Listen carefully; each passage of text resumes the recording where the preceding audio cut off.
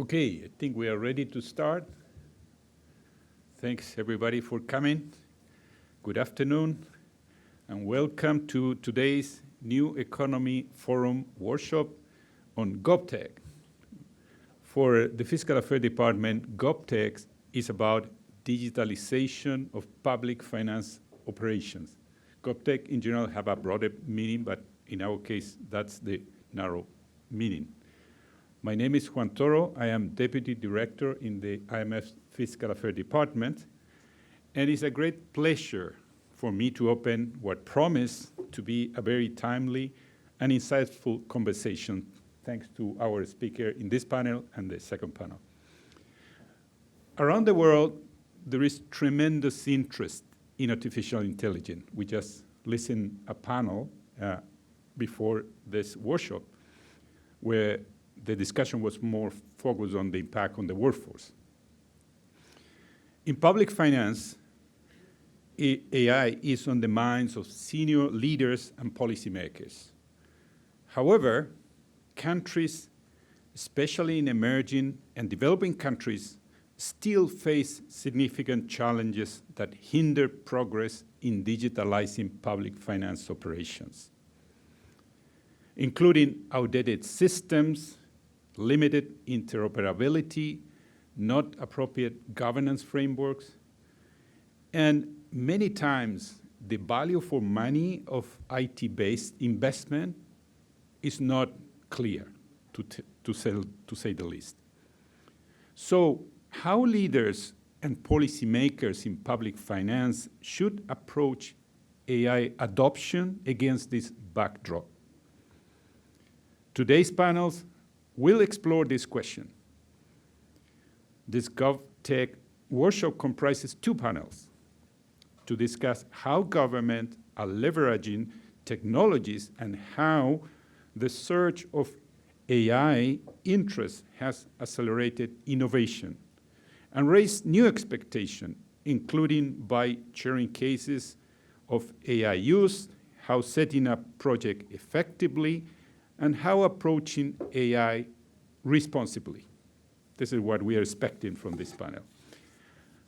While I don't know which to bias the discussion, I will do exactly that. I recall when the internet was still quite new, some years ago. During this period, a lot of time and energy was invested in producing websites. And all administration tried to develop websites as a demonstration that they were leading edge, cutting edge. By today's standards, those websites were very simple. Though at the time they were a major innovation, and many in revenue administration and public financial management were eager to point that their website as a sign of progress. But what was behind the websites? In many instances, the answer was not so good. Poor administrations, poor operations, poor performance, and behind all of this, poor data. So the data for decision was not well appropriate, and this is why the consequences of the impact on operation performance and overall administration was not significantly. We experienced this in connection with another program we deliver in the Fiscal Affairs Department when we initiated the technical assistance support to help countries estimate tax gap analysis, particularly VAT, for example, which is a major taxes in developing countries. When we tried to collect information for making those estimates, what was behind the website was really poor data. And this is an illustration that sometimes something that become kind of at the forefront, if there is no a good way to adopt it, could create significant problem. Now we see the website are essentials, as are their foundation electronic platform for conducting fiscal operations and provided services to businesses and citizens. The response to COVID illustrated how critical they were and are, but also uncover uneven development. We observed during the COVID time that some administrations were able to cope with, for example, the closing of the economy in a very effective manner. Some revenue administrations that were very digitalized were able to respond, maintain the revenue collection, maintain the services to taxpayers. But those that were still in paper-based was very difficult to cope with the situation. Same thing in the area of public financial management. The ministries that were more digitalized in these areas were able to keep the operation, the treasury management, the kind of cash flow, etc. So this is how the adoption of technology sometimes has to be seen not as the kind of fashion of the day, has to be seen in a much more fundamental way. So I would like to leave the audience and the panel with one thought to open the discussions.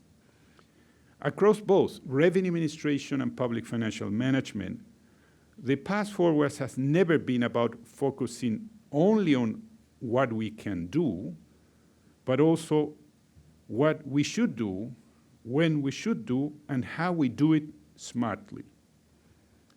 I would like to thank all of our distinguished speakers and panelists for joining us and look forward to your rich and practical exchange of ideas. With that, I will turn the floor to Deborah, who is going to introduce and moderate the first panel. Thank you very much.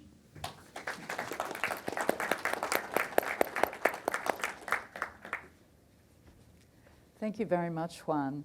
I'm Deborah Adams. I'm a division chief in the Revenue Administration Division 1 in the Fiscal Affairs Department of the IMF. My pleasure to moderate this panel.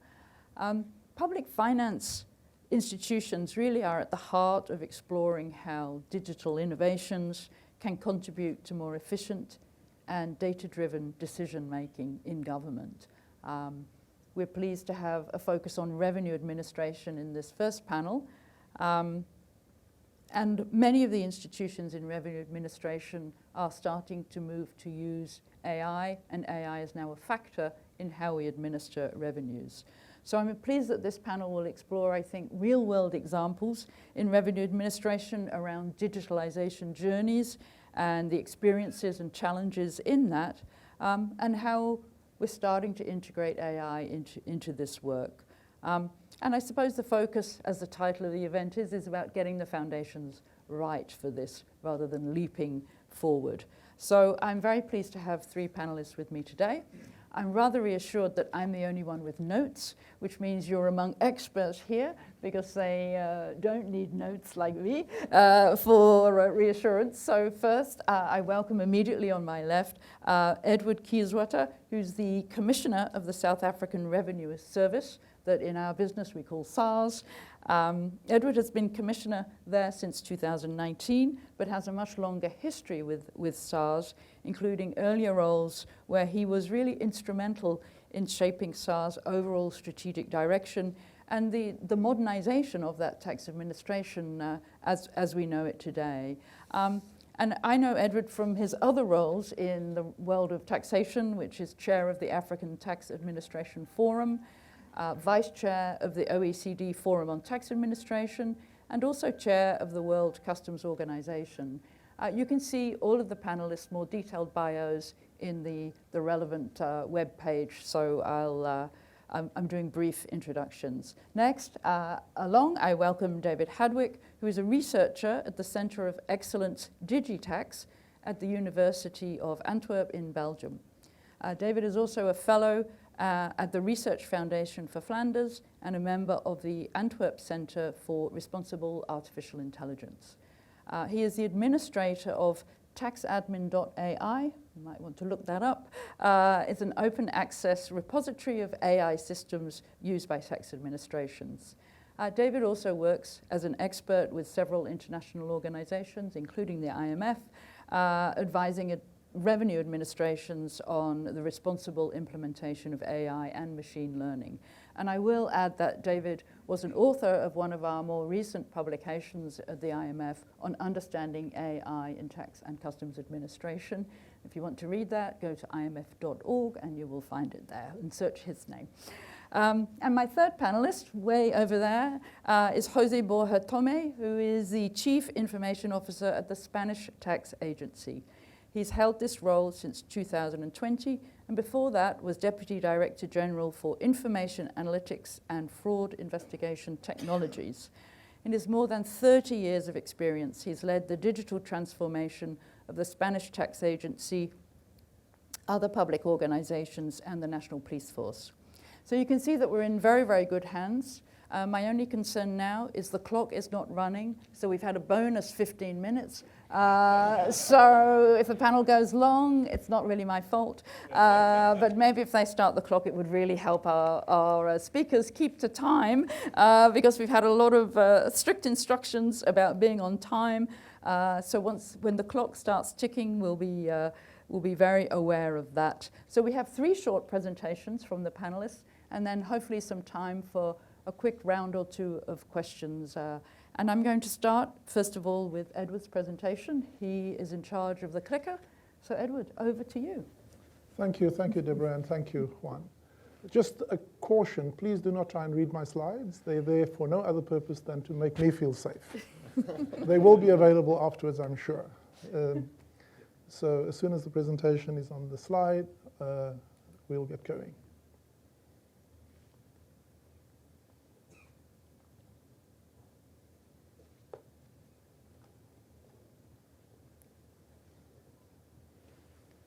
And of course, the delay is to just make us feel more nervous. And now hopefully the clock will go as well. So very quickly, I'm going to share with you some thoughts around domestic resource mobilization, specifically globally, in the various roles I have, but also then share with you a case study within SARS. And increasingly, the conviction exists that domestic resource mobilization through digital transformation is the most effective way for fiscal integrity for any country because of high debt levels and low compliance levels throughout. What are the common themes and messages? We hosted the G20 ministers in Cape Town earlier this year, and there was a strong sense that there is revenue opportunity on the ground, under-collected, and in South Africa we can confirm that. Secondly, that tax policies and tax administration have an indivisible nexus, and if I had more time I can talk to you about that. But generally, unless we enhance the administrative capacities, then no matter how smart our policies are, we will not have and extract the full benefit from it. And then, of course, spending matters, and therefore, in my role, I have to be a clear clarion voice that speaks to the quality of spend, because directly, it affects levels of compliance in society. And so, when I talk to my fellow commissioners around the world, we share the same thing, and in the midst thereof is the digitalization and the deployment of AI, which if we do not do that, we will be left behind. And so you'll see that the problem we face in South Africa is not unique to South Africa. It is shared globally. And to talk about domestic resource mobilization for a minute specifically, it is about collecting less tax from more people as opposed to a narrower base and a higher tax burden on fewer and fewer citizens. And therefore, reducing the gap, broadening the base, and managing the risks, balancing the service and fiscal risk is quite important. And I'll come back to that in a moment. But important is the nexus between tax policy and tax administration.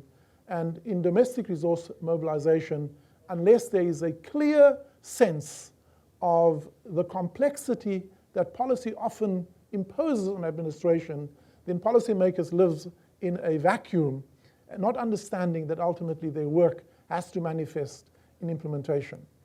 So 2 important messages that can undermine domestic resource mobilization, specifically when it gets to the institutional integrity and capability of tax administrations, is the simplicity of policy, the certainty that that policy creates, the high cost of compliance, and the inability by revenue administrators to present a credible threat for detection.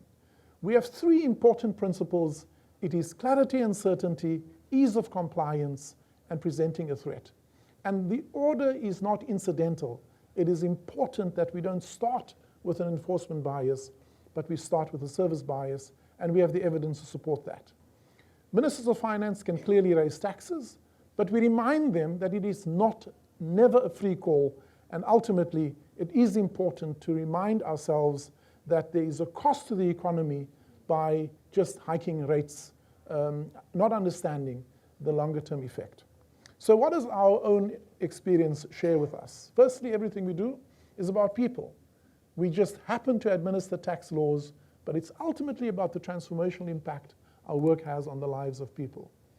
Throughout, we use and deploy AI to balance these two things and to find the Goldilocks moment, or the Goldilocks point on a continuum of service and risk. If we go too far to service, we create a risk to the fiscus of under-recovery. If we go too far to risk management, we provide poor service and therefore inadvertently undermine compliance. So finding the right balance is about calibrating the work that we do using digitalization and AI deployment. But I always say there's no such thing as an IT strategy or digital strategy. There is a business strategy. And therefore, the clarity of strategic intent guides everything that we do. So I'm going to spend a minute just to share with you a clear vision of the kind of authority we want to be, a clear strategic intent based on voluntary compliance, set out as 9 clear strategic objectives, which are enduring, by the way.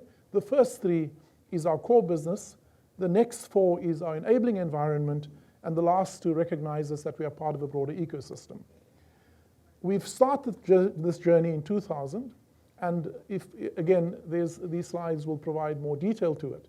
But effectively, phase 1 was just about combining 2 institutions. Phase 2 was about digitalization, which was nothing other than transforming physical transactions into digital experiences. So no more physical filing, but online filing, etc. But the next phase of digitalization was really about beyond. It wasn't about digitalizing transactions. It was about disintermediating transactions. And that's an important concept, that you're not trying to fine-tune uncertainty or accelerate inefficiency. You're trying to reimagine the entire value chain. And so therefore we talk about modernization 3.0 as a phase which coexists with AI. I'm going to share with you very quickly some use cases. The first, there's a list. I'm not going to pause on the list now, but just deep dive into a few of these. The first, which we are extremely proud about. We have about 8 million people in South Africa who have a filing obligation. This past year, 60% of them did nothing. We did their assessment for them, presented to them with a 98% acceptance rate, and 8% who walked in, we terminated the paper immediately, and they received their assessment in under 5 seconds. I think you'll agree with me that's world class. At the same time, balancing that service aspect with risk management, which collected within the administration, prevented $5.5 billion of impermissible refunds from flowing out, which would not have been entitled to taxpayers. So that's the first one. The second use case was augmenting our chatbot with an AI web assistance. The first phase was really just general clarity of obligations. The second phase is about specifically hyper-personalized interaction with the taxpayer for their own. And since we've deployed it, we've already had 880 interactions with a 98% positive response and an engagement rate of 20% year on year. Another one is facial recognition. So we now have biometric facial recognition that allows you to be seen, including AI intelligence such as liveliness. We've had some people trying to fake by putting photos, and it's been able to detect that. And then I think what I wanted to just share with you very quickly is it's not about getting one big thing right, but it's about the deployment of digitalization and AI, and we call it getting 32 million things right. And last year, that added 18 billion of additional dollars to our fiscus by simply the deployment thereof, whilst providing a world-class service. And that, when you look at the slides, you can see where we started in 2007, which was practically manual, to 2019, where it was digitalization of physical experiences, to where the phase where we are in now, where we are not improving filing, we are disintermediating filing as a step change. Of course, you have to lead the way, so I don't do any of my work without using an AI agent. And then, of course, we stand and we say we can't declare victory yet, but look at the positive trends. In the last 6 years, a 7.6% compound annual growth in revenue in a sluggish economy of around about 4.5%, 5%. Voluntary compliance up by 3.5 percentage points. But look at the bottom, the soft indicators. Trust service went up from 54 to 87%. Attitude went up 10 or 11 percentage points. Public trust in 2019 was 48%. Last year, it was 75%. And our own employees are now 10 percentage points more engaged than what they were. We rank as a top employer in South Africa, won innovation awards, and most encouragingly, won the Microsoft Hackathon Award, competing with private companies, which says again that public sector institutions don't have to stand back when it gets to the deployment of AI. We can be as good or even better than private sector organizations. Thank you. Thank you. Well, thank you very much, Edward. And I always feel inspired when I hear you talk about the journey of SARS, which will continue, as you said. All a work in progress. Journeys often never end, and digitalization, the transformation of revenue administrations, is really hard work and really a long-term thing, starting, as you said, from 2000 on the digitalization side. So thank you very much. We're going to switch it up a little bit, and I'm going to move to David now, if we can pass him the small box. And now I can warn you, the clock's working. So David has all the pressure. So over to you, David. Thank you. Thank you. I have the difficult job to passing after the eloquent Edward. Well, I'm very happy to be here today to talk about AI ethics for tax administrations. And what I can say is that in my 6 years-ish of research, the only thing I learned is that it's an extremely polarizing subject. And as Edward said, it's really about finding the right balance. Because on the one hand, AI and all of the research and the data shows it, yields extremely beneficial outcomes within tax and customs administrations. But on the other hand, it does bear some risk. So really, it's about finding that point of equilibrium. But what it shows more than that to me is that, well, tax people are not boring. That to maximize revenue collection, to maximize and optimize the management of public funds, we leverage multidisciplinary knowledge all the time. And to a very impressive degree, sometimes competing with private sectors. And so, as I said, AI yields beneficial results, for instance, through the inclusion of virtual assistants, like the one in Spain, Aviva. It has reduced the number of queries directly sent to tax officials by over 90%, which is enormous. And to give you a little bit of figures on that, in the Netherlands, it's a country of 17 million inhabitants. It's a fairly small country in Europe. They receive up to 2 million hours of phone calls every year, up to 10 million queries. So there's only 9,000 hours in a year. So you can imagine how many FTEs have to be devoted to basically spending time on the phone, answering queries. And with the inclusion of a virtual assistant, not only do they not have to do that, and so you can allocate so many resources to more important prerogatives, to more discretionary tasks, but on top of it, the satisfaction of taxpayer range between 75 and 90%, which in tax is unheard of. So this is really already very beneficial. And more than just the provision of e-service or the supply of a service, the inclusion of AI has helped optimize the user experience of taxpayers. And sometimes through very simple models.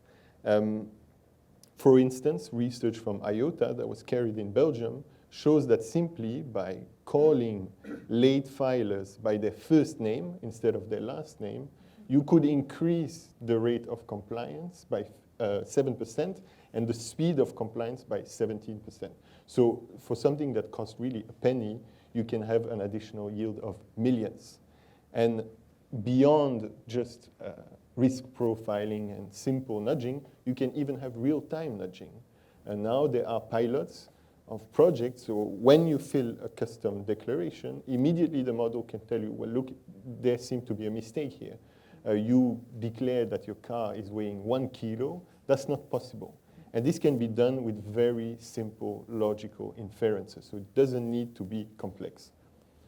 But next to that, AI bears substantial risk in tax and customs administrations. And in fact, we know that because these risks have materialized in the field of tax in landmark AI cases. In fact, one of the biggest AI scandals in the whole world, all fields considered, was a scandal of a tax administration from the Dutch tax administration, who with social network analysis and classification models ended up wrongly labeling parents as fraudsters. And they asked 40,000 taxpayers to reimburse enormous sums of money. And because some of these taxpayers were labeled as criminals, 2,000 taxpayers lost custody of their children, forcibly separated. So very bad outcome, and even in terms of figures, now the state has to compensate taxpayers up to 15 billion for a fraud that cost only 150 million a year. So the tax administration managed to basically do the equivalent of 100 years of fraud for that item. And this is not the only scandal in that field. There was a scandal like that in the UK, in Australia, and even more recently here in the United States. So the question is really, well, how do we maximize all the benefits you are talking about, and how do we minimize the sources of friction, and for instance, the risk to taxpayers' rights? And this is a complicated question, because, I mean, tax is already complex enough. Now there's more than 100 regulations and standards that have been proposed to regulate AI. It's very difficult for a civil servant to sift through all these regulations and not only find the relevant ones, but find the ones that would be appropriate to manage internal risk. And so this is a question that really animated my entire research. And now with IMF staff, with domain experts, with academics, we have sifted through all of these regulations, all of these standards. I think the exact number was 128 that I looked at. And we have essentially distilled the most relevant principles to tax and customs administrations, and we have operationalized them in a risk management framework.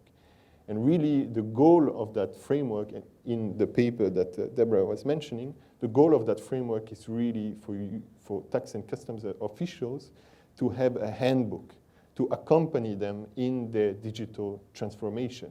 And it's simple, easy to use, and really follows the algorithmic life cycle of all of your systems. So any employee within your organization can read it, understand it, and properly use it. And this is a little bit what I want to conclude on, is the fact that, yes, AI used by tax administration bears some risk. It's clear now. Research had shown that, had theorized that, and then practice has really demonstrated that. But this should not stall the digital transformation of your system, because you will throw away the baby with the bathwater. And that's not what we want to do. So with an appropriate risk management framework, you can have a win-win situation, and you can steer digitalization in ways that yield net plus, both for the administration, but also for the taxpayers. So let not the risk guide you, let not be, well, do not have a problem-driven approach, but really a solution-driven approach. And I think at the IMF, it's probably a good institution for that kind of message. Okay, thank you very much. And because I'm an academic, I couldn't resist put a little bit of literature in my slides. Thank you. Excellent. And surprisingly timely for an academic, finishing exactly on zero. So Jose, I think back to the real world of day-to-day tax administration and living with AI in the Spanish tax administration. Over to you. I'm impressed to be here today. It's such a wonderful feeling. Also some pressure after the precise time resolution of David. It's a pleasure. Thank you to the IMF to be here today. I'm going to share, I thought I had 10 minutes. Thank you. So I'm going to talk about my experience. Everybody of us nowadays know that it's not so easy to take the benefits of AI while keeping it under control. But we experienced that in the Spanish tax administration in 2008, 2007, when SARS was almost paper-based. We already had a project in place. I was named as Deputy Director for Data Analytics Technologies for Fraud Investigation. Formerly we had a project which was using AI. It was neural networks, the basis of today's generative AI. And it was trained with past results of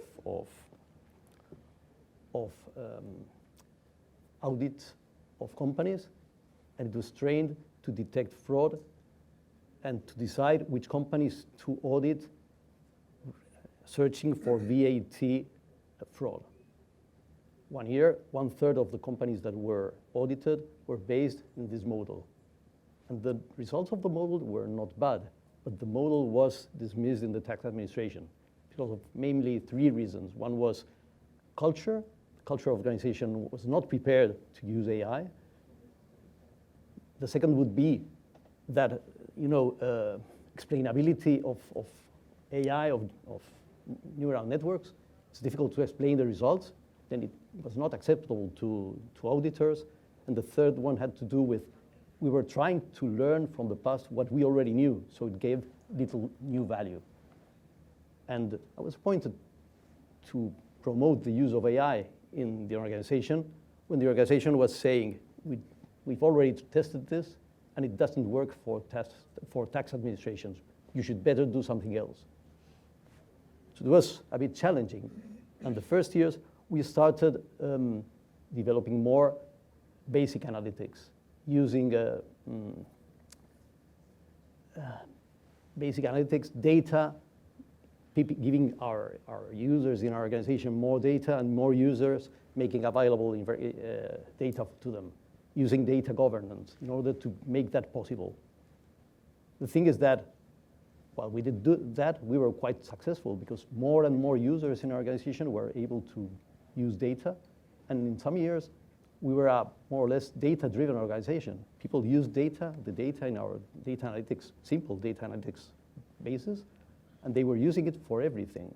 But we still lacked the use of advanced analytics, of machine learning, because whenever we talked about machine learning, oh, that's the neural network project. Don't talk about that. So we started to deploy a strategy for analytics, for advanced analytics, we called it instead of AI. So we placed governance, multidisciplinary teams, integration, and we started to measure the results of some pilots we were building. And the thing is that what we found out was interesting and a bit a problem, because the results were that when we looked at the results of using AI to predict with data we already had, it didn't give much more insight to data of what already the specialists knew about the data. It was like that. So it's challenging. But at the same time, we realized that most needs could be met with simple technologies. And that's an advantage we all need to take advantage of, because it's simpler and it'll be much easier and much less expensive to deploy these kind of technologies. But on the other hand, my mission was to promote advanced analytics. So we thought how to stimulate innovation. We thought about 3 dimensions: information, people, and management. Of course, having diverse teams, giving confidence to the people who were working this, using agile methodologies so that we learned fast whether we were in the right or wrong direction, and in case we were not in the right direction, when we changed again. This kind of things, pilots, all that. We searched for passionate people, and we started to make some restitution of our advanced analytics. We thought about some more lines of investigation, such as the virtual assistants that have been mentioned before, but many others, natural language processing, graph analysis, and so on. And also we refined our strategy. We thought about explainability. We had trouble with explainability, so we thought we would prioritize the use of more explainable models, technology neutrality, collaboration with other institutions, many things. And as we were doing that, we were able to restitute the confidence of our organization in AI and advanced analytics. The virtual assistants are an example. There were more examples. And in around 2019, most of the organization was again trying to use AI for many things. And even they were proud to use it. And they were saying, oh, even if their project was not AI-based, they would say, this is AI, even if it was just traditional analytics or big data or whatever. So it was fashion again. It was like a success. But when we enter into the 2020, more or less, 2021, and you've heard about the Dutch affair, there were some other affairs. We had the Spanish affair as well. It's not so popular in the literature because it does not have to do with AI. The thing is that the Supreme Court in Spain ruled against a decision of the tax administration, which had selected a taxpayer using statistics. The thing is that simply the amount taxable of the company was below the average of the sector, and also some other relevant numbers of the company were strange compared to their similars. For instance, the use of cash. They didn't almost use cash. And the thing is that the judge said that the suspicion was based on a source of science so evanescent and lax of such arcane origin with a statistical or comparative basis that have not been verified. So if the judge said that about statistic, just imagine what it would have said if he knew we could be using artificial intelligence. So all the red lights started to flash in the tax administration. It was very dangerous because many decisions could be taken down if we were using AI. So people started to say, no, we should never use AI. And outside the tax administration, tax consultants started to say, hey, are you using AI? Because maybe we can take you to court and maybe we can take your decisions down again. So some voices in the tax administration said no AI at all. Some others said we should use AI only for assistance to taxpayers, but not for enforcement. But the other thing is that in that time, also ChatGPT appeared, and with that, all the generative AI and all the promises, but also some more risks like intellectual property, more lack of transparency, many other risks. And then there was a big difficulty. In that time, I was appointed as Chief Information Officer in the tax agency, and then I decided to elevate this to the top management of the tax administration because it's a problem of the whole administration. Should we use or should we not use AI? Because if we need to use it, then we need to be sure that we're doing it. We do it in accordance with everybody. And we decided to create an interdepartmental working group, multitask team, that would implement a strategy for artificial intelligence. We did that with the participation not only of departments, but also technology, but also legal, also audit, internal audit, and all the voices that could be heard in the tax administration. And the results were elevated to the top level. And it produced a strategy which basically did two things. On the one hand, they said, we must use AI for all the purposes in the tax administration, even if we prioritize more the use for assistance to taxpayers. But for any use, it can be used. But on the other hand, we must make sure that we will use it responsibly, legally, respecting the rights and the principles and values of the tax administration. We imposed to us another limitation. We will only take automated decisions. We will never take automated decisions that would only be based on artificial intelligence. And we produced some deliverables alongside with the strategy, an ethical framework, communication strategy, and even a demand management. But the most important is our methodology. We decided that for any project that used the AI, we should use one methodology adapted to ourselves, which decided who are the responsibles, who are the competent people, who are the ones who need to do things, what are the milestones, what are the decisions, what are the deliverables. So we are able to implement it safely, and with that, my time's finished, so thank you very much.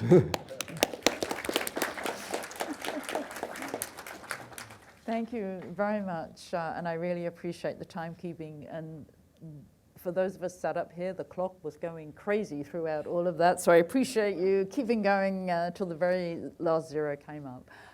We have time for a quick round of questions to get a bit more insight from our panelists. So Edward, I'll start with you, if I may. I mean, for many administrations, and we've heard from both you and from Jose from Spain, getting the core fundamentals right can still be a major challenge, can take time, can take effort.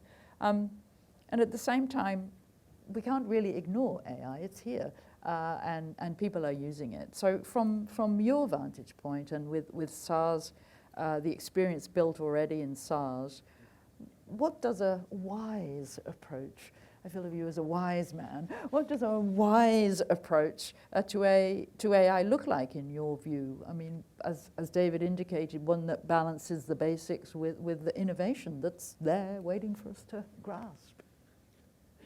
Yeah, as I said, thanks for the question, Deborah. As I said earlier, that it's important that our bias is appropriate towards serving taxpayers better.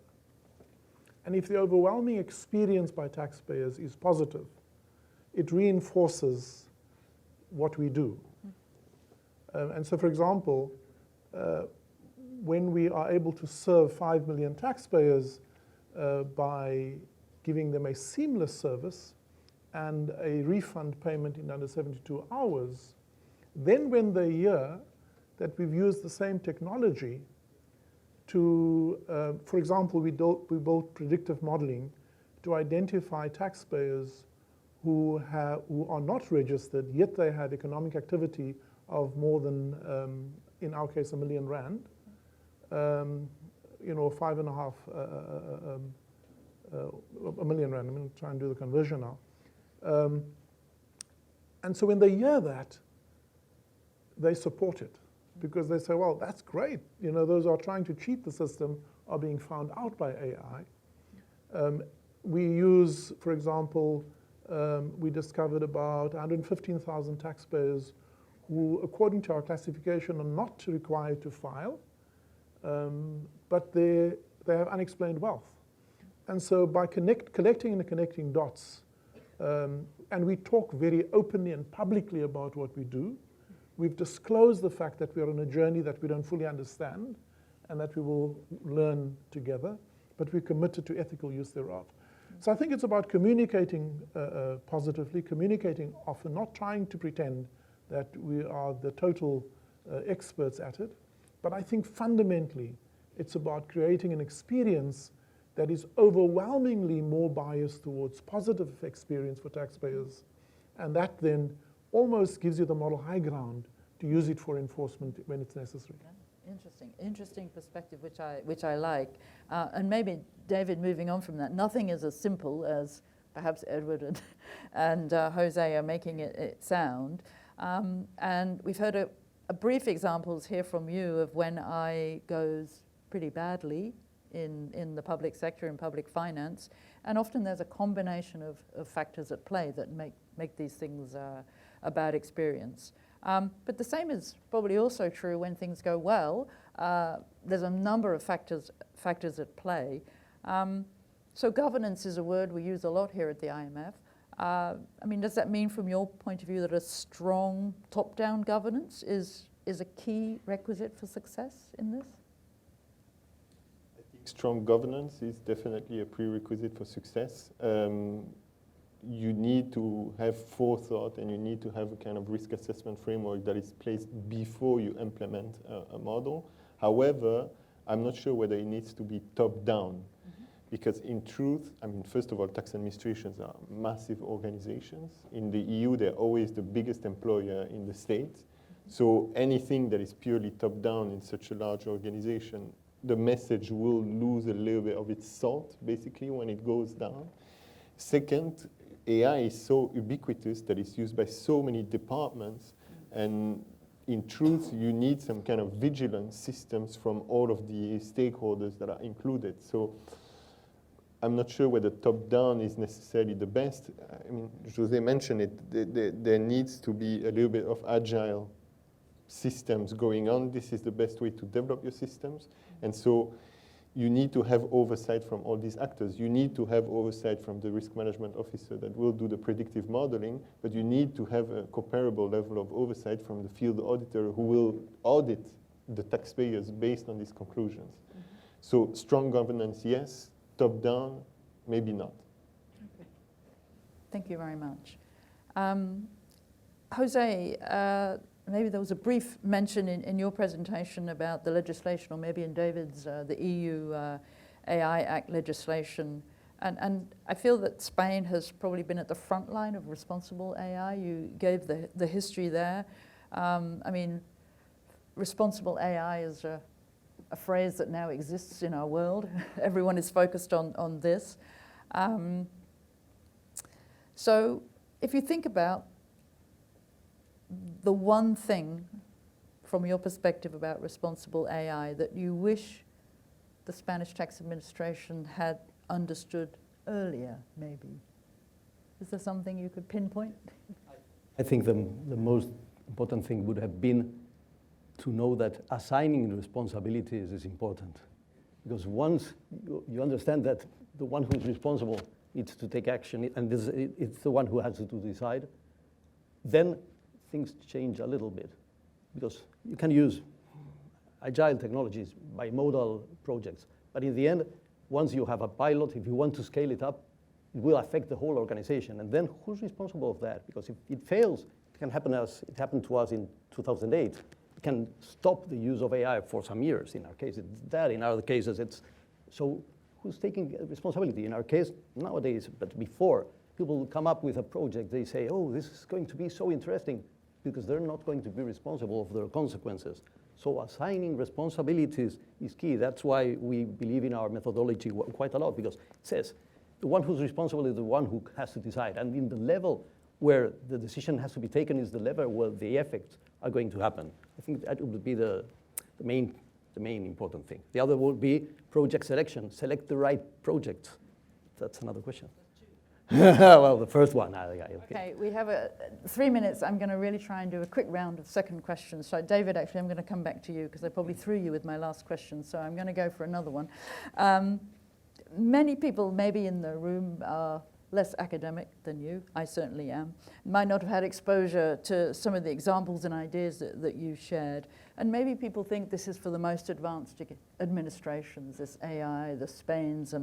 But what is your view about other administrations, being able to do this and having the right risk management framework for everyone?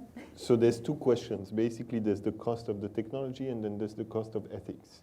On the cost of technology, 90+% of the systems that are out there, they can be coded on a 4 gigabytes laptop, deployed on a 4 gigabytes laptop with 2 measly servers.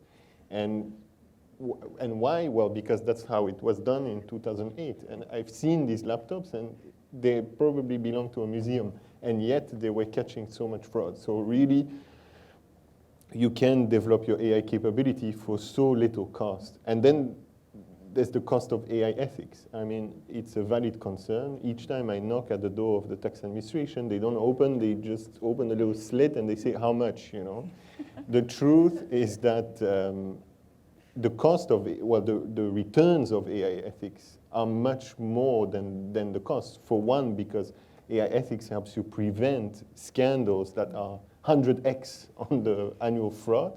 And second,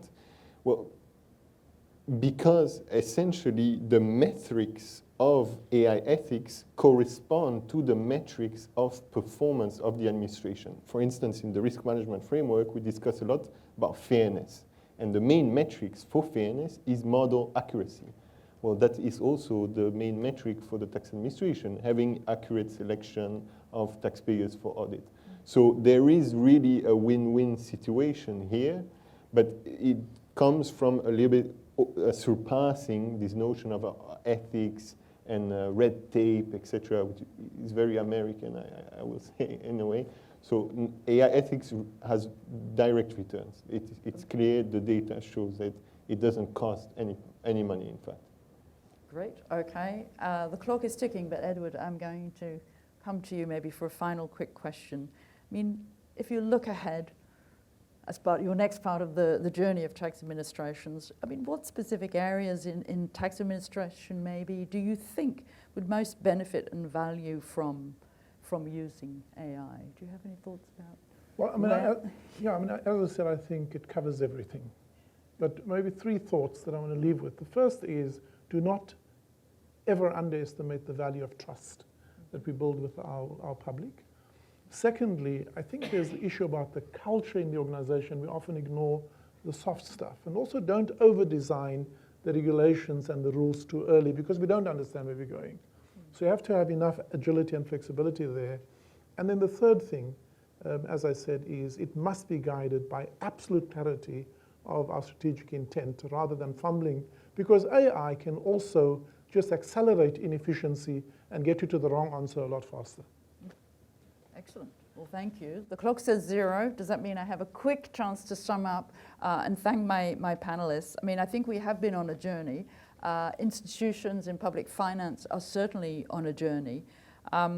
Some key points that I heard from my panelists that I have written down and will take with me. And one, Edward, you raised the issue of an inescapable necessity of digitalization and the way forward in this space, tied with a focus on the taxpayer, on the people who pay the tax. You and I, all around the room, we should be at the center of that journey. And the other thing I've heard is the length of the journey required. We started in the 2000s. We started in wherever in Spain. It's a long journey, and it will certainly continue. I very much liked, Edward, your note that you're trying to get 32 million things right, not one big thing. And I think in tax administration, there's multiple millions of daily activities, transactions, interactions, all of which must come together seamlessly to make things work. We heard quite a lot about risks, very validly. So I think this combination of minimizing risk while maximizing the benefit of the investment in this work. It's very complex, a lot of regulation, and there probably will be more regulation coming in this space than there is now. And I suppose from Spain, maybe for me this was this stop-start journey that you went and then you pulled back and then you went and then you pulled back. I think maybe that's a more typical journey. So trust, agility, and strategy, all to manage risk and keep happy taxpayers paying their taxes. So I wish to thank Edward, David, and Jose for taking the time and sharing their experiences and knowledge. And thank you. So welcome to the second panel, which is on adopting AI responsibly in public finance. So we just had a fantastic panel which talked about how to collect better and build trust of taxpayers using AI. So now we are moving to the other side of the coin, having collected the resources, how the governments are going to spend the money, ensuring the quality of spending and efficiency of spending. And can they use AI for that purpose? So that's the focus of this panel. So let me introduce myself and my panelists here who are here. So I am Sailendra Patnaik. I am a division chief in one of the 2 public financial management divisions in the Fiscal Affairs Department of the IMF. And I have with me 2 fantastic panelists. So first is Delphine Moretti, who is from the Organization of Economic Cooperation and Development, OECD. She leads the OECD Working Party on Public Financial Management and Reporting. As part of her functions, she works closely with OECD countries on developing innovative practices in public financial management. She oversees the OECD's research work program on fiscal risks management and digitalization of public financial management. Prior to this, she served in the International Monetary Fund. Actually, we worked together, both of us, in several missions together, and where she held positions in headquarters here in the IMF and she also worked with us in our regional capacity development center in Southeast Asia. So she previously held positions also in the Ministry of Finance of France. So welcome, Delphine, to this panel. To the further left, I have the pleasure of introducing Tania Gomes, who is coordinator for data and products and digital transformation at the National Treasury of Brazil. She is responsible for driving deliveries related to the modernization of public service provision with customer-oriented products, the modernization of data-driven decision-making models. We heard a lot about in the first panel how data-driven decision-making can be enhanced using AI. So she's involved in that in Brazil. And how to promote efficiency and digital transformation through innovative solutions. So she will bring a very useful perspective from the practitioner's point of view from the Brazilian Treasury. So we have about 10 minutes for each of you to make a presentation. And then we'll have a first round, maybe time permitting, we'll have a second round of questions to discuss a little bit more. And I'll now first hand over the floor to Delphine to make your presentation. Thank you. Thank you, Shailendra. Thank you for this opportunity to share some recent OECD work on digital transformation in PFM. In my presentation, I'll explore two questions. First, where do OECD countries currently stand in the digitalization of PFM, starting with their financial management information systems, FMIS. And second, building on this foundation, how far they have gone in adopting AI and what patterns are beginning to emerge. So let me start with findings from our recent survey of OECD countries' practices for their FMIS. The main takeaway from this survey is a diversity of approaches. There is no single or even preferred model across the OECD for FMIS. Let's take centralization, for instance. Only around a third of OECD countries have a fully centralized FMIS. A majority of countries use a hybrid approach, combining a central IT system managed by the Ministry of Finance with separate systems operated by ministries and agencies. And the depth of integration of PFM functions also varies a lot.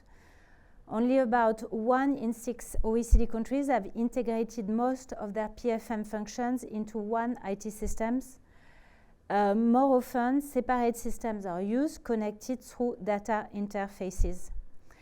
So this contrasting landscape matters because it highlights that countries are approaching AI from very different digital starting points with distinct challenges and capabilities, which explains maybe why we see diverse adoption of AI in OECD countries.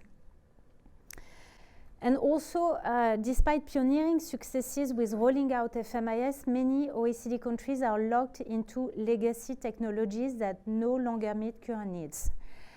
And a majority of them are planning to upgrade or even replace their FMIS. At the same time, they virtually all express a strong interest in advanced technologies. And as you can see on the slide, in 2023, nearly all OECD countries had adopted or were planning to adopt either business intelligence tools, cloud computing, robotic process automation, or AI. So this already impacts how FMIS projects are conducted. These projects are no longer focusing primarily on increasing centralization or integration. They are mostly about improving technical performance and preparing for the next generation of digital tools, with a strong focus on improved data quality and developing analytical capabilities. Now, how is AI introduced? So in most OECD countries, it's not seen as a sudden leap, but rather as a next step in a technological continuum. And to enable this step, ministries of finance often start with investing in their IT infrastructure. And then in most cases, they introduce what we call transaction-based systems. So these systems use structured data and generate outputs based on fixed rules, such as traditional algorithm, business intelligence, and robotic process automation. And then the next layer of technology is introduced, AI tools like natural language processing and computer vision, which generate outputs based on training and user interaction rather than predefined rules. So they build on the initial foundation. In short, in many OECD countries, ministries of finance report that successfully integrating AI in existing PFM processes is easier when this follows previous rollout of other advanced technologies. And this is because this allows having baseline of technological knowledge and also importantly helps securing civil servants buy-in. So where do we see AI use cases emerging as part of this technological continuum? Mainly in 5 areas. The first one is forecasting.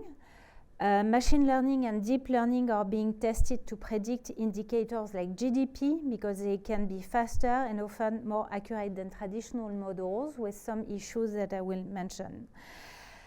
Second area is spending decisions. In some OECD countries, AI starts being layered into existing digital tools like big data and visualization for better targeting of spending. In Korea, for instance, AI modules in the FMIS analyze economic and fiscal data in real time to support fiscal decision making. The third area is budget planning and monitoring. Predictive models are making their way into policy costing and fiscal risks management. For instance, in Australia, a line ministry uses AI to update one of its spending forecasts on a real-time basis. And France and Indonesia use AI to monitor fiscal risk from subnational governments using accounting data. The fourth area is financial management, and this is where we see the most widespread use today for tasks like invoice routing, compliance controls, and fraud detection.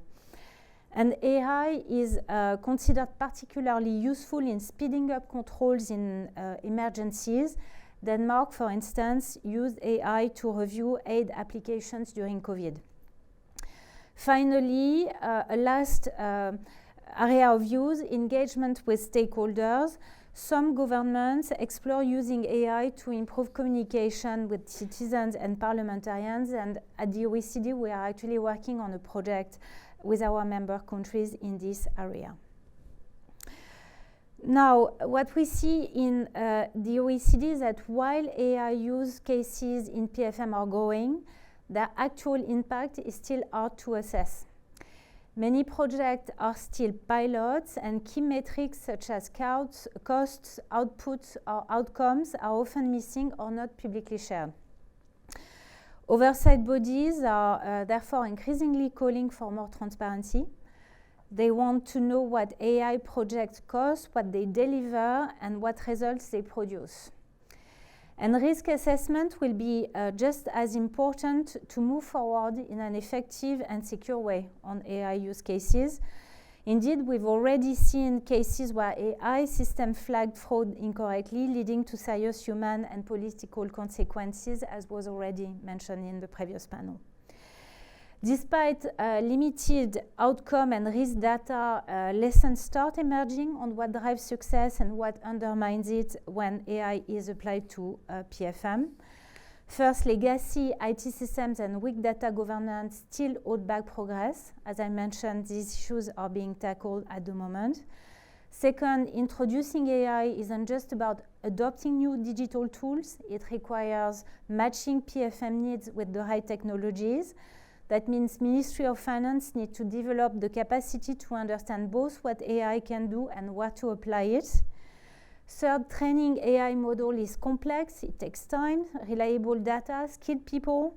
And accordingly, we see Ministries of Finance already adapting progressively their data and HR strategies. And finally, as mentioned previously also, strong governance is absolutely crucial. Government-wide frameworks and PFM-specific frameworks and communities of practice help manage risk, promote learning, and ensure that innovation leads to real gains in efficiency, quality, and service delivery.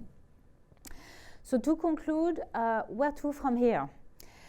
Right now, AI is mostly used for narrow and repetitive tasks automation. Predictive AI is slowly gaining traction too, helping forecast trends and support planning in ministries of finance. Prescriptive AI, where systems recommend actions, is still rare, however. And this may reflect technical limits, but also deeper concerns about the alignment of this technology with core PFM principles. Indeed, if AI moves closer to fiscal decision-making, key questions start to emerge. How do we ensure accountability when decisions are made by models? What does transparency look like in an automated system? And how should oversight institutions adapt to this new reality? So what this points to is that we are starting a story of both technical and governance change in PFM, and foundations are cautiously but also actively being laid in OECD countries through upgraded FMIS, AI pilots, AI-oriented HR strategy, and growing institutional commitment. So let me conclude with a mention of the OECD's newly launched Governing with AI initiative. This initiative brings together practical experience from across the public sector to build a shared understanding of how governments can scale up AI use in ways that are ethical, effective, and aligned with public values. And we expect that it will help addressing some of the questions that I just outlined. Thank you. Thank you, Delphine. I think keeping to the time, thanks very much. So maybe I think very nicely highlighted how progressively you can adopt AI linking to the PFM principles and objectives. And you have to look at the foundations of a starting point and the technological continuum to use. So very interesting. Now I invite Tania to give her perspective from Brazilian Treasury. Okay, hello everyone. It's a pleasure to be part of this panel about ethical and responsible use of artificial intelligence in organizations. I am an IT manager at the National Treasury of Brazil, and I'd like to share some of our experiences on our journey to adopt AI in a responsible manner. First, I want to talk about our IT strategic plan, which runs from 2022 to 2025. The aim goal of this plan is to reduce operational work and improve the analytical abilities of our business areas. To help reach this goal, we included artificial intelligence as a strategic focus. We aim to make the best use of data, but always with good attention to ethics, good governance, and security. When generative AI started to become popular, we knew that we had to quickly test its potential, so we ran a few proofs of concepts using real cases of our business areas to verify if generative AI would work for us. The results were very positive. We learned how to use the technology as well as what we should watch out for. After that first phase of testing, we realized that we had to create a specific area to handle all the AI aspects inside the organization. That's why we created an AI-specific group inside the Data Management Office. This group focuses on AI initiatives and also makes sure that we use the best data in the best way. This group focuses on data governance, data engineering, data analysis, data science, AI governance, and AI.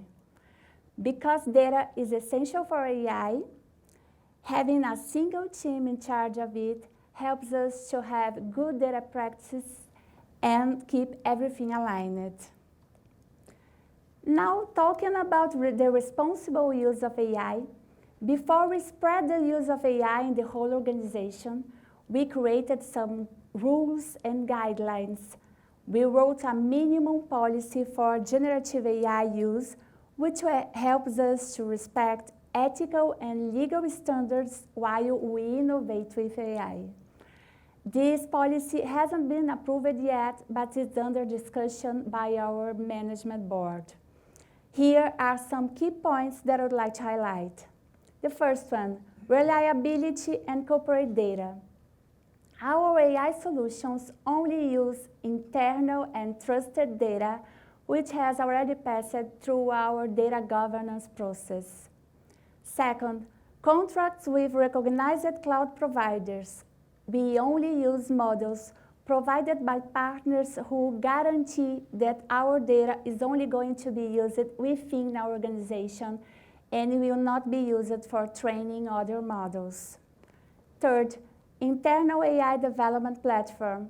We built our own platform for creating virtual assistants using generative AI that allow us to monitor and store all interaction logs for audit, traceability, security, and cost control. Training for users.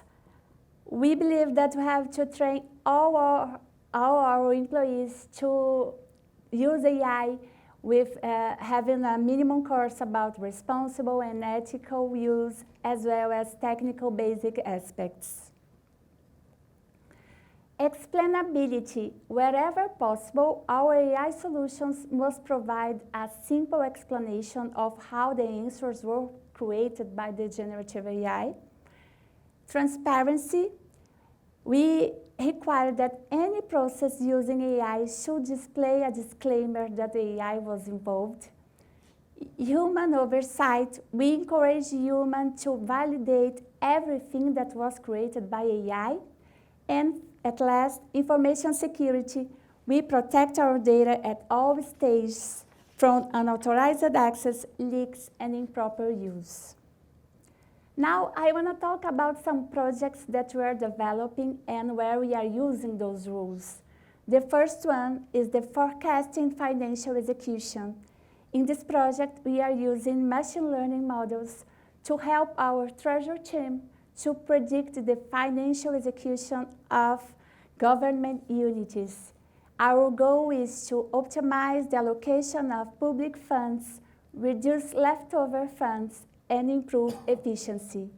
Here we are using verified and trusted data, accuracy check, and bias tests.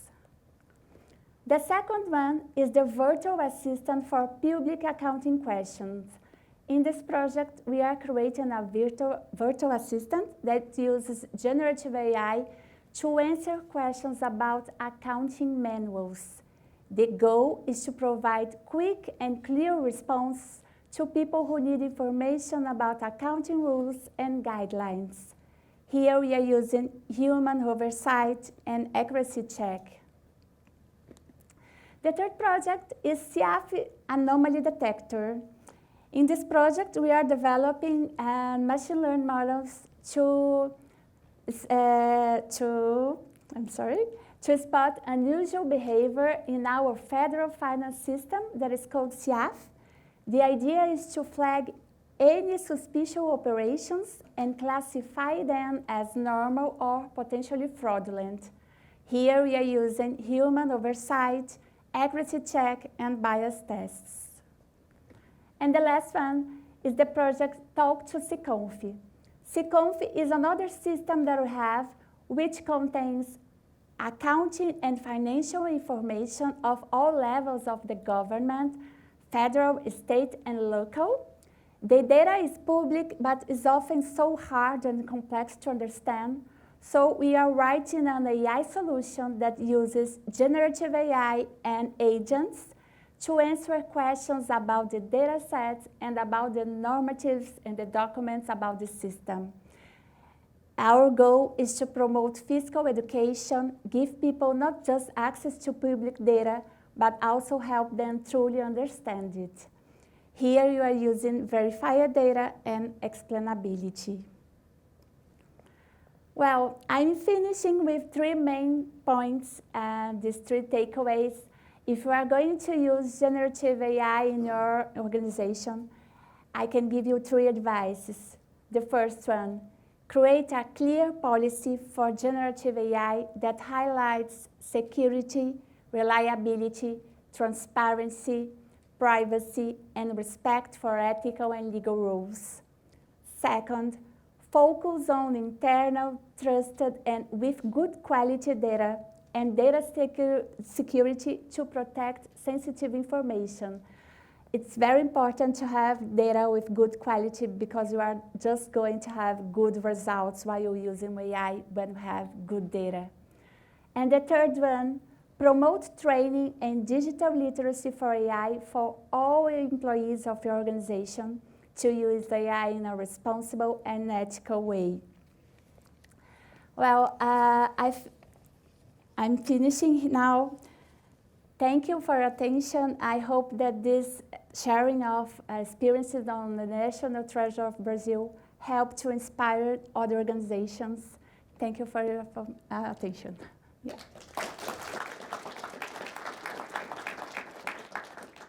Thank you, Tanya. I think you highlighted quite a few real-world use cases, which you have highlighted the outcomes, and you emphasized 2 aspects, which is very, very important. One is how you are using AI to enhance the operations, but also how to use that for analytics to, inform decision making.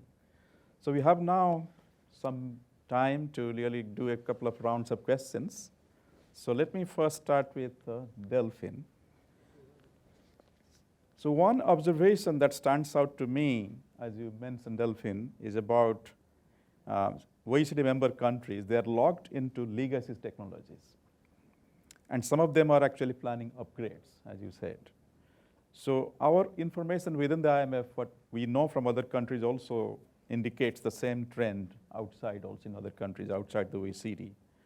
So on the one hand, AI is difficult to ignore, but on the other, clearly there is room for improving the fundamentals of digitalization of PFM, the fundamentals, to get the best value from AI. Given this scenario, as was also discussed in the earlier panel, what would be a wise approach to adopting AI in PFM, in your view? Thank you, Selendra. That's an important question indeed.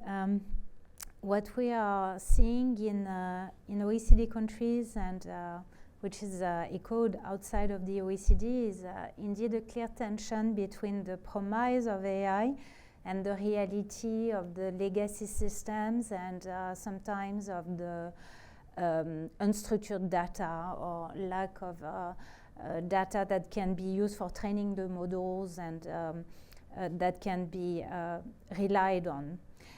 So many governments are still working with outdated FMIS and data infrastructure, which can limit for them the ability to fully leverage AI tools. So a wise approach to adopting AI in PFM starts with strengthening the fundamentals, I think. I was mentioning upgrading of FMIS, improving data quality and governance, and I think this is really the most important element. And also building internal capacity, as Tanya was mentioning. And without that foundation, even the most advanced AI tools will struggle to deliver value. At the same time, I think AI is not viewed as an endpoint in a lot of countries we are working with. As I was mentioning, it's more part of a broader technological continuum. So in practice, most countries are thinking of improving digitalization of PFM as a whole, and they want to introduce AI starting with narrow task-based automation and only gradually move to a more ambitious use. The final point I would like to make is that what we see is that really the approach to introducing AI in OECD countries is deliberate and layered, in the sense that also ministries of finance wait for governance framework for the whole of the public sector to be firmed up and to be clearer in order to move forward their projects in the PFM area.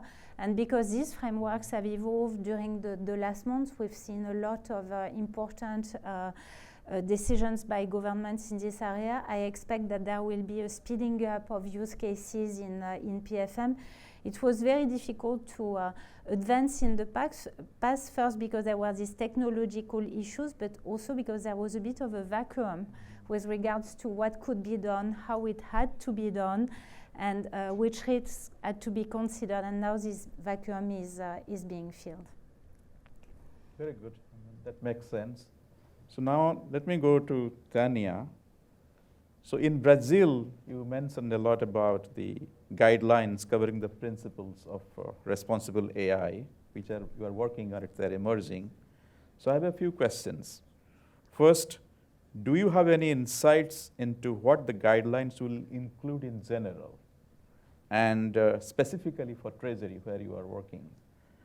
And second, how disruptive could they be to implement at the Brazilian Treasury going forward? And once implemented, do you foresee an increase in the use of AI? Okay, thank you, Salendra. In Brazil, we don't have a legislation that regulates the use of AI yet, but we have a draft bill which is under discussion by our Congress. And when we created our policy, we used that document as a reference. So I believe that when it's going to be approved, we are not going to have major changes in our document, because we followed the guidelines that were written there. They are saying a lot about the need of explainability, the need of transparency, the need of risk assessment for critical process that uses AI. So I really believe that when it's going to be approved, maybe we are going to have to make some changes, little changes in our policy. And yeah, I really believe that having clear rules and guidelines, we are going to enforce the use of AI in the organization, in all the organizations, because when you have a good framework, governance with good governance and rules, people feel more confident to use AI. Nowadays, I noticed that people are a little bit afraid of the new technology, so they are a little bit concerned about that. And when we have rules and guidelines, they are going to use more. I really think so. I expect that. Yeah, rules and guidelines are quite important, yeah, definitely. Okay, so we have some time left. So basically, we can go for a second round of questions. So let me again come back to Delphin. So to what extent are national AI directives affecting AI adoption in PFM, in your view? Are OECD member countries adopting new thinking or initiatives to help manage their expectations around what's going to come? So, thank you, Shailen. As I was mentioning, the AI directives are going to affect AI adoption in PFM, but I think it's going to support AI adoption in PFM. It's creating constraints, of course, or safeguards, but it's also, I think, creating the environment, the enabling environment that ministries of finance were awaiting to move forward on use cases. I think we all know as PFM specialists that we are working in the field where compliance, external control, external oversights are very important components of our activities. And I think it was very difficult to move forward without knowing how to justify the use cases vis-à-vis the external watchdogs, or how to deal with use of AI vis-à-vis compliance rules. So the fact that now there are these AI directives or AI frameworks is going to help ministries of finance in moving forward. This said, and I think it's really interesting what Tanya was saying about the fact that there is a policy specific to the Treasury that has been developed in Brazil in light of the wider AI framework that is in Congress at the moment. I think in most ministries of finance, the work on developing the policy or the guidance at ministry level on PFM, on the PFM policy specifically, is still an ongoing work, or a work that needs to take place in the future. And I foresee that there will be a lot of discussions around that, and maybe we will be able to use the work that has been done, which is, I think, very pioneering with tax administrations. So to answer your question, to summarize what I said, I think the AI directives are an enabling factor for developing AI use in PFM. Ministries of finance probably have now to do their own homework and develop their own policies, and there is a lot of initiatives that we will be able to take inspiration from, probably. Thank you, Delphine. I think what you are saying is the directives focus should be enabling factors, not so much constraining factors. This resonates a little bit the first panels when we said that don't over-design, because the technology is evolving. So you have to, of course, be agile to design the directives and regulations, but keep this in mind, that focus on enabling factors rather than constraining factors. And Shilana, maybe just an additional point. We were talking about AI directives and framework, but I think data also, legislation is going to be crucial. And of course, it's important to have safeguards, but we see that with the evolution of technology, some of the legislation with regards to data are becoming very constraining.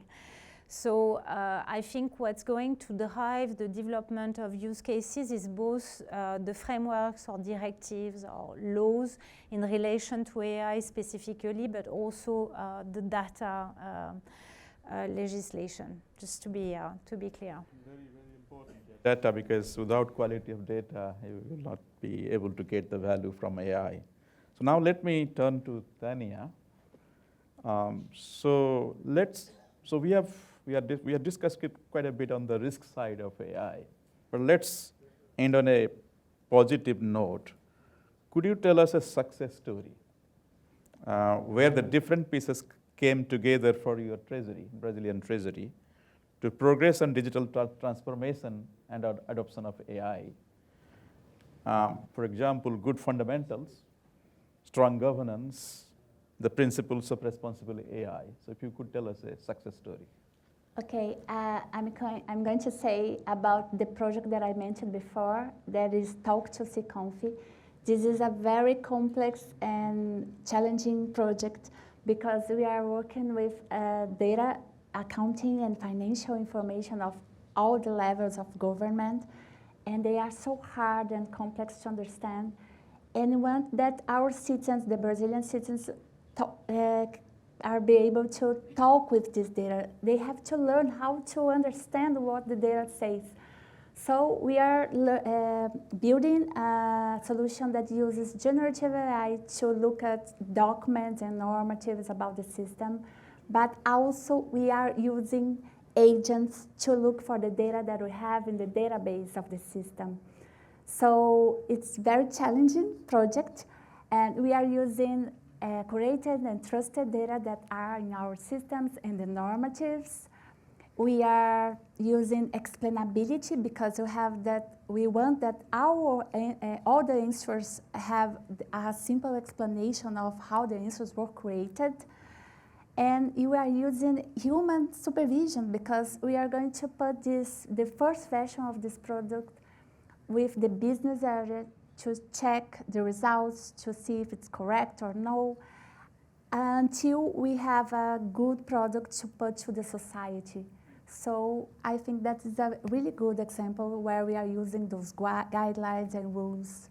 Yeah, that's it. Thank you, Tanya. Fascinating. So to conclude a little bit, so thank you again for your intervention and also the response to the questions. So what I basically noted from the discussion and your presentations, few things. Let me try to just highlight a few things which I took note of.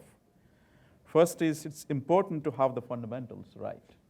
So, and that is where the starting point, each country will have a different starting point in terms of using AI in public finance. And therefore, the diversity of approaches is needed. So there is no one size fits and fits all type of approach. And I think this also came in, Delph, in your presentation about having the baseline knowledge. I mean, it's all about people using technology. So people have to be trained, and there has to be the minimum capacity to really use AI responsibly. Then data, which is basically, which is the sort of the, I would say this, the sort of the, on which the AI will be built, is so important. The quality of data and governance around data governance, that is so important. And ethics, governance, security. These came again and again, both in the first panel and also in these panels, which are very important.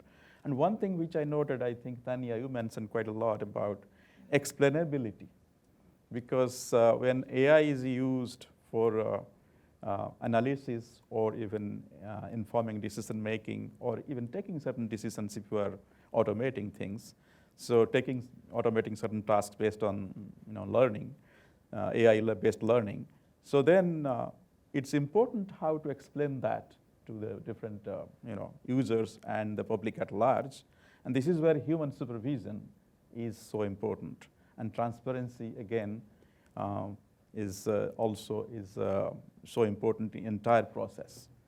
So these are, I think, some of the key points which came in our panel discussion, second panel. But also some of these also resonates with the first panel, which also came. So thank you so much, and please give a round of applause to the panelists.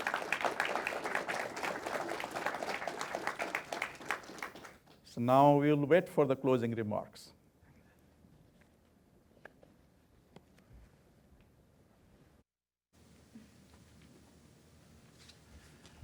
Well, thank you so much. So I need to close this soon because it's 6 p.m. So everybody wants to go home or have a dinner.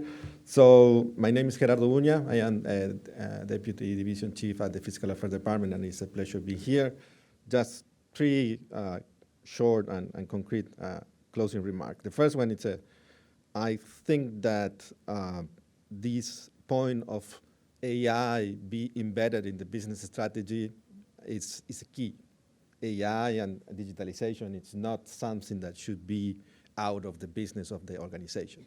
So we need to see this as a part of the day-to-day activities of the organization. And the second issue is that the human should be in the loop. All the panelists make a clear reference on that. This is not just a tool, a digital tool that can develop and can make decisions by itself. The human should be there. And related to that, I think that we need to be very clear in three key concepts to implement Gen AI on public finance. The first one is that we need to identify which are the key areas that we want to tackle, which are the key use case that we will implement, and which are the institutional capacities that we have to deal with that. And having these three areas well-defined will help us to navigate these challenges in the future, because I think that all of us are learning about these things. The second issue is, and Silene already mentioned it, there are also that data governance is key. If we don't have data, and if we don't have a good data, all these initiatives can fail. So we need to pay attention to the basics to collect and to manage in a well manner the data, and also the strength institutional capacities, the governance of the data, everything is a key. And as Joaquin always asks all of us, Joaquin is the brain behind all these events, the new economic events, the new economic forum events. He also he always asks to be innovative, so I will innovate in these closing remarks. And I have a great discussion in the silent with Juan. So I will invite Juan to present the discussion that we're having in the sidelines here and closing the event. So Juan, please. And the clock is ticking. So people wants to go for dinner.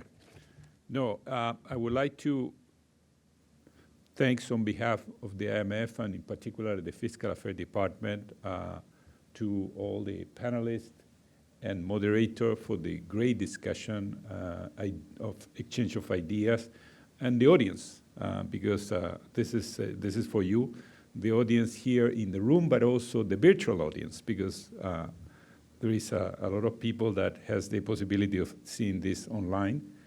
And unfortunately, there was some people that couldn't enter into the room, so our apologies. We will need to get a bigger room for the next year.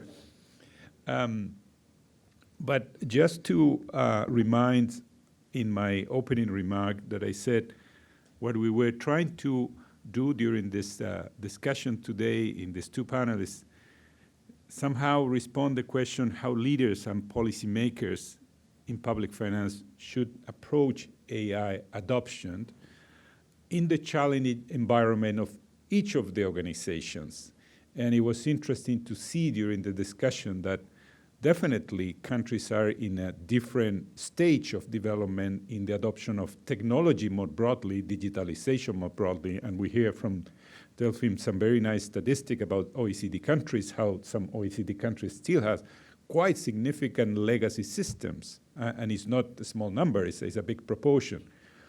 So this concept that was raised by several of the speakers that we need to review our fundamentals is so critical. In this case, it couldn't be more visible.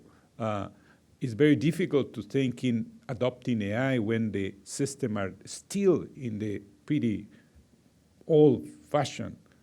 So in this sense, it shouldn't be blind to say, okay, everybody's talking about the AI, so everybody should adopt AI. If the fundamentals are not there, it's risky.